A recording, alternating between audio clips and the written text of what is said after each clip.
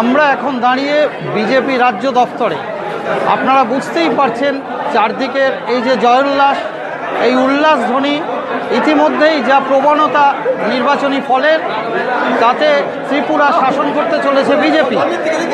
এবং এখনও পর্যন্ত যা ফল মানে প্রবণতা, তাতে অধিকাংশ আসনে বিজেপি এগিয়ে, বামফ্রন্ট অনেকটাই পিছিয়ে।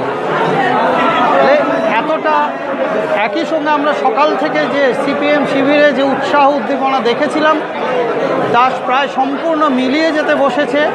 বরং যত বেলা বেড়েছে বিজেপি শিবির উল্লাসে ফেটে পড়ছে। আপনারা দেখতেই পাচ্ছেন।